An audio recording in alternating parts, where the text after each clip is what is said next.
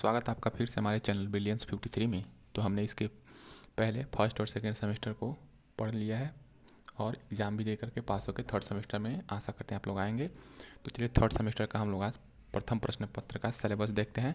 प्रथम प्रश्न पत्र आपका थर्ड सेमेस्टर में शैक्षिक मूल्यांकन, क्रियात्मक शोध एवं नवाचार, ये आपका फर्स्ट पेपर है।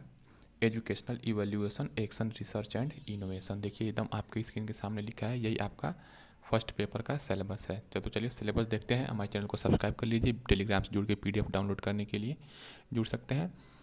और जो भी फर्स्ट और सेकंड सेमेस्टर वाले प्रशिक्षु हैं उनके साथ क्या करेंगे, चैनल को शेयर कर देंगे। यहाँ पे मैंने पूरा वीडियो और प्रीवियस ईयर पढ़ा दिया है, पूरा सीरीज, राजन सीरीज का बहुविकल्पी, अति लघुत्तरी, लघुत्तरी और लगभग 10 वर्षों का प्रीवियस ईयर मैंने पढ़ा दिया है।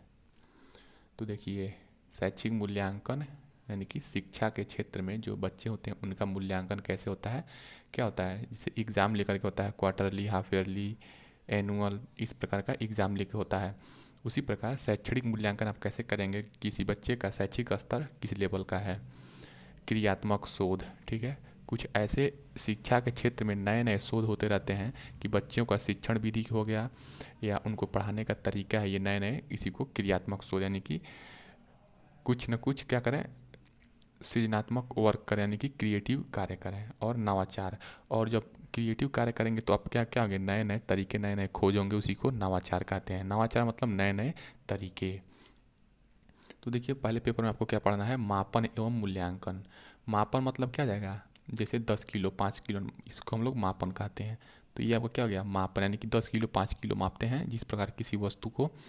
तो मापन क्या हो गया, एक प्रकार का क्वांटिटी बताता है। मापन क्या बताता है, क्वांटिटी बताता है।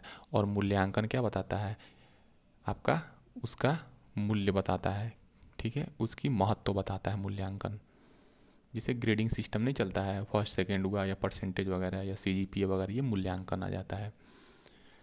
देखिए मापन एवं मूल्यांकन, तो शैक्षिक मापन एवं मूल्यांकन की क्या कॉन्सेप्ट है, इसके पीछे का पढ़ना है आपको। शैक्षिक मापन का अर्थ क्या होता है, मूल्यांकन की संकल्पना, ठीक है। और जो भी इवैल्यूएशन होता है, मूल्यांकन आपका 4 प्रकार का होता है, ठीक है, ये आपको देखेंगे आगे चल के। सतत मूल्यांकन, व्यापक मूल्यांकन, संरचनात्मक मूल्यांकन और योगात्मक मूल्यांकन। तो मूल्यांकन करने के 4 तरीके हैं और मूल्यांकन के क्या क्या क्षेत्र हैं, ये हम लोग पढ़ेंगे। उसके बाद देखिए मूल्यांकन की आवश्यकता क्यों पड़ती है बच्चों के लिए और महत्व, ठीक है। मूल्यांकन बस बच्चों का ही नहीं होता है, एक शिक्षक का भी स्वयं स्व मूल्यांकन होता है कि शिक्षक बच्चों को पढ़ा पा रहा है कि नहीं, ठीक है। मूल्यांकन की देखिए आप डीएलएड में क्या सीखते हैं, शिक्षण प्रशिक्षण। डीएलएड आपका क्या है, ये क्या है, ट्रेनिंग भी करते हैं और आप एजुकेशन भी लेते हैं। मुख्यतः क्या है, ट्रेनिंग पे है, किसको पढ़ाना है तो बच्चों को। तो शिक्षण अधिगम, ठीक है, टीचिंग लर्निंग प्रोसेस है आपका डीएलएड। तो उसमें उससे ही रिलेटेड सब्जेक्ट होंगे। तो थर्ड सेमेस्टर में आपका यही है, शैक्षिक मूल्यांकन, क्रियात्मक शोध एवं नवाचार, प्रथम प्रश्न पत्र में यही पढ़ना है। देखिए उसके बाद मूल्यांकन की शैक्षिक अनुसंधान, ठीक है, एजुकेशनल रिसर्च क्या हो जाएगा, मूल्यांकन के लिए जो भी शैक्षिक अनुसंधान यानी कि मूल्यांकन के लिए जो भी शिक्षा के क्षेत्र में नए नए खोज हुए हैं या हो चुके हैं, उसकी क्यों आवश्यकता पड़ी। सामाजिक दृष्टिकोण क्या है मूल्यांकन का और मूल्यांकन की आवश्यकता। मापन एवं मूल्यांकन में अंतर, ठीक है, मेजरमेंट, ठीक है, मेजरमेंट आप फिजिक्स में पढ़ते हैं, अब मूल्यांकन किस में पढ़ते हैं आप, ये शिक्षा वाले में, यानी कि बच्चों का आप मूल्यांकन करते हैं। परीक्षण एवं मापन में अंतर, ठीक है, टेस्ट, ठीक है, टेस्ट आपका क्या होता है, आपका टेस्ट हो सकता है एक चैप्टर के बाद हो सकता है, 2 चैप्टर के बाद हो सकता है, या एक टॉपिक के बाद हो सकता है, ठीक है। लेकिन मापन क्या है, एक बृहत स्तर पे होता है, ठीक है। सतत एवं व्यापक मूल्यांकन की अवधारणा एवं महत्व। तो सतत एवं व्यापक मूल्यांकन की अवधारणा क्या है, कंटिन्यूस एंड कम्प्रीहेंसिव इवैल्यूएशन कहते हैं। सतत मतलब पूरे वर्ष भर मूल्यांकन करते हैं, जैसे क्वार्टरली एग्जाम, हाफ ईयरली हो गया या टेस्ट ले लिए। व्यापक मतलब पूरे वर्ष में एक बार एनुअल एग्जाम हो गया, ठीक है। अवधारणा एवं महत्व, दक्षता आधारित मूल्यांकन, ठीक है, जो बच्चे की क्या दक्षता है उस पर आधार बना के मूल्यांकन करेंगे, व्यापक मूल्यांकन होता है। सतत मूल्यांकन एवं महत्व होता है, सतत मूल्यांकन की कार्यप्रणाली एवं सोपान।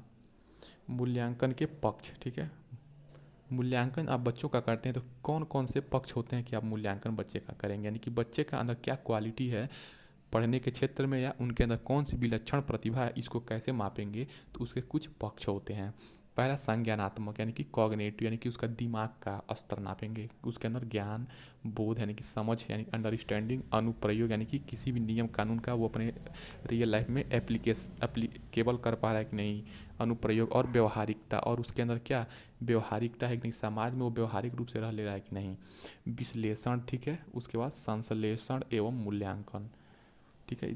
ये क्या हो गया, ज्ञानात्मक यानी कि दिमाग से ये रिलेटेड है, ज्ञान भी आप दिमाग में लेते हैं, बोध क्या है, अंडरस्टैंडिंग, दिमाग से ही रिलेटेड है, अनुप्रयोग भी, व्यवहारिकता भी, विश्लेषण आप दिमाग में करेंगे, जैसे कुछ साइंस के प्रश्नों का विश्लेषण हो गया या कोई नए नए रिसर्च हो गए, या संश्लेषण आप करते हैं, सिंथेसाइज्ड करते हैं, नई चीज़ों को बनाना संश्लेषण कहलाता है। अब भावात्मक पक्ष में यानी कि अफेक्टिव, तो पहला क्या हो गया, कॉग्निटिव हो गया, और दूसरा अफेक्टिव हो गया, ग्रहण करना। अफेक्टिव में क्या हो जाएगा, ग्रहण करना या ध्यान देना, ठीक है। अनुक्रिया करना यानी कि रिस्पॉन्स करना, मूल्य आंकना, संगठन, मूल्य द्वारा विशिष्टीकरण, कौशलात्मक, ठीक है, यानी कि देखिए कोनेटिव, एक हो गया कोग्नेटिव, उसके बाद अफेक्टिव यानी भावात्मक, उसके बाद कौशलात्मक यानी कि कोनेटिव, एवं व्यवहारात्मक यानी कि बिहेवियर ओवरऑल एक्टिविटी। सामाजिक कौशल, आपके अंदर कौन कौन से सामाजिक कौशल हैं, यांत्रिक कौशल यानी कि जो बड़े बड़े मशीनरी वगैरह नहीं बच्चे बनाते हैं, तोड़ फोड़ करते हैं, ये यांत्रिक कौशल में आ जाएगा, अगर उसके अंदर वो कुशलता है, बच्चे तोड़ उड़ के बना देते हैं। और गणितीय कौशल, ठीक है, गणितीय कौशल और भाषाई कौशल, कुछ बच्चे क्या होते हैं, उनकी जो वाक्य पटुता होती है बहुत शानदार होती है, तो ये सब कौशल हो जाएंगे। 3 स्तर होंगे मूल्यांकन के पक्ष में। मूल्यांकन के पक्ष कौन कौन से, या तो आप कॉग्निटिव लेवल पे मूल्यांकन करिए बच्चे का, या तो अफेक्टिव लेवल पे मूल्यांकन करिए, या तो कोनेटिव लेवल पे यानी कि कौशलात्मक लेवल पर बच्चे का मूल्यांकन करिए। उसके बाद क्या हो जाएगा, उत्तेजना है और क्रियान्वयन, बच्चे के अंदर जो उत्तेजना है, स्टिमुलस है, और क्रियान्वयन यानी कि फंक्शनैलिटी है कि नहीं उसके अंदर किसी भी कार्य को समझने या करने की, उसके अंदर खुद नियंत्रण है, समायोजन और स्वाभाविकरण। मूल्यांकन के प्रकार, तो देखिए मूल्यांकन के कौन कौन से प्रकार होते हैं, तो मूल्यांकन के प्रकार आपका मौखिक परीक्षा पढ़ना है यानी कि लिखित परीक्षा, ठीक है। मूल्यांकन बच्चे का आप कैसे करेंगे, या तो मौखिक रूप से उसको नहीं होता है इंटरव्यू लेना, उसी को मौखिक परीक्षा कह देंगे, उसके बाद या तो लिखित परीक्षा ले लेंगे तभी बच्चे का मूल्यांकन होगा, मौखिक परीक्षा से, लिखित परीक्षा से, ठीक है। मौखिक परीक्षा मतलब बच्चे को क्वेश्चन पूछ के क्वेश्चनिंग मेथड हो जाएगा एक तरीके से, और लिखित मतलब exam, pen copy paper pen पे जो ना एग्ज़ाम होता है 2 घंटे 1.5 घंटे का, उसके बाद साक्षात्कार होता है, इंटरव्यू होता है, उसके बाद बच्चे का निरीक्षण भी किया जाता है, जो बड़े बड़े अधिकारी प्रोफेसर्स वगैरह आते हैं, बच्चे कुछ डेमो वगैरह देते हैं तो उसमें निरीक्षण करते हैं, उसके बाद अवलोकन किया जाता है, और प्रायोगिक होती है।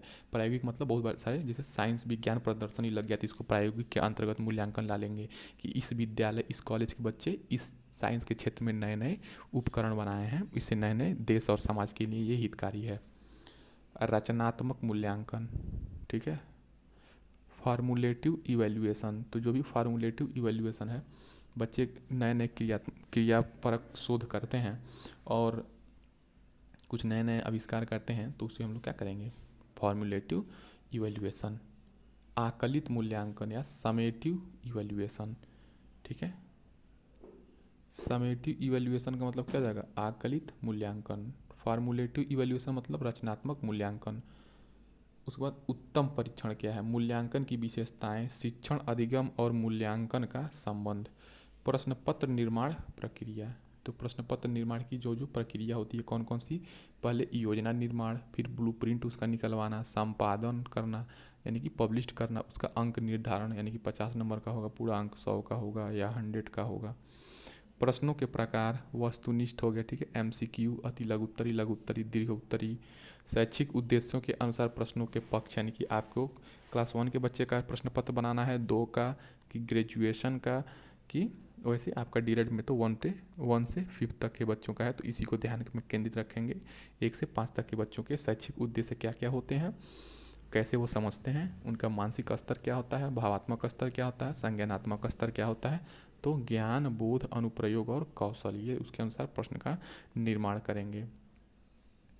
अब देखिए और आपका क्या है फर्स्ट पेपर में सिलेबस, मूल्यांकन अभिलेखीकरण, ठीक है। मूल्यांकन अभिलेखीकरण मतलब कि जो आप मूल्यांकन किए हैं उसको अभिलेख के रूप में यानी कि रिजल्ट के रूप में, संज्ञानात्मक तथा संज्ञान सहगामी पक्ष, सतत मासिक, अर्धवार्षिक एवं वार्षिक मूल्यांकन पुनर्बलन, निदानात्मक परीक्षण एवं उपचारात्मक परीक्षण। ये फर्स्ट सेमेस्टर में भी पढ़े हैं। तो किसी बच्चे का समस्या का पता लगाना, निदानात्मक परीक्षण और उसका उपचार करना, नए नए तरीक़ों से उपचारात्मक परीक्षण का शिक्षण कहलाता है। उसके बाद क्रियात्मक शोध। शोध का क्या अर्थ होता है, यानी कि शोध मतलब क्या हो जाएगा, रिसर्च। शोध का अर्थ, उसके बाद प्रकार, उद्देश्य क्या होता है, आवश्यकता एवं महत्व। क्रियात्मक शोध के क्षेत्र क्या क्या होते हैं, तो देखिए क्रियात्मक शोध के क्षेत्र, क्रियात्मक शोध के चरण एवं प्रारूप निर्माण। तो जो भी आपके एक्शनल रिसर्च है, यानी कि जब आप बच्चे को एक्शन के थ्रू कुछ रिसर्च करवाते हैं। देखिए कोई भी खोज कब होता है, जब मनुष्य उसमें हस्तक्षेप करता है। जब मनुष्य हस्तक्षेप करता है तो कुछ सामानों को इधर उधर तोड़ेगा, फोड़ेगा, फेंकेगा, ठीक है, कुछ कम ज़्यादा उसमें बनाएगा, तो ये सारी चीज़ उसमें क्या करेगा, मतलब खुराफाती करेगा।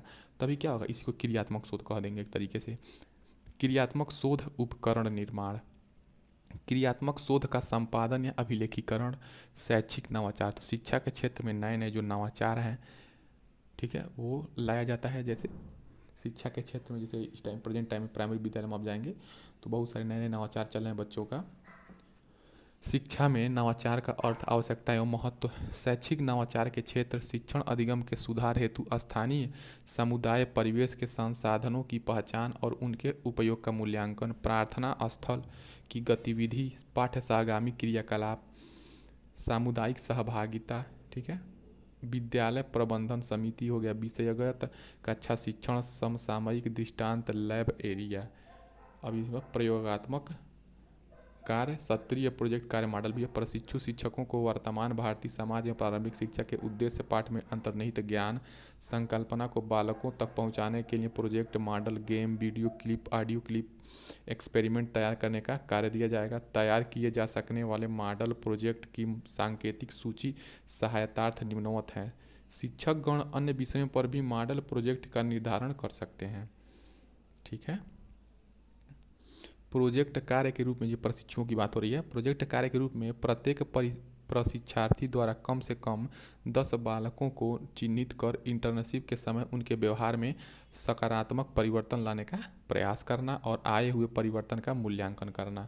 दूसरा, प्रत्येक प्रशिक्षु को 2 शैक्षिक समस्याओं को चिन्हित कर उनका समाधान क्रियात्मक शोध अध्यापक के अनुसार आख्या सहित प्रस्तुत करेगा।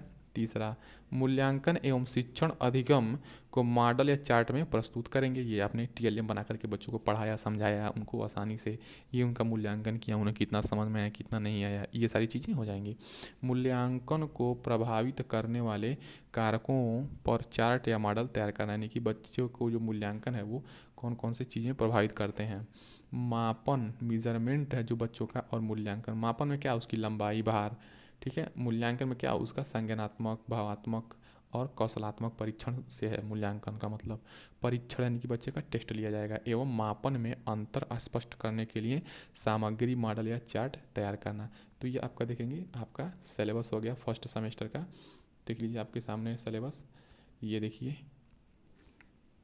चलिए हम लोग नेक्स्ट वीडियो से बहुविकल्पी प्रश्नों को पढ़ेंगे, फर्स्ट पेपर का और थर्ड सेमेस्टर। तो जो भी थर्ड सेमेस्टर वाले प्रशिक्षु हैं उनको शेयर कर दीजिए व्हाट्सएप ग्रुप, टेलीग्राम पे हमारे चैनल को, और यहाँ से आप लोग PDF डाउनलोड कर सकते हैं जाके टेलीग्राम से जुड़ के, और आप यहाँ पे फ्री में तैयारी कर सकते हैं। राजन सीरीज में आपके पूरा वीडियो अपलोड कर दूँगा। मिलते हैं नेक्स्ट वीडियो में। जय हिंद।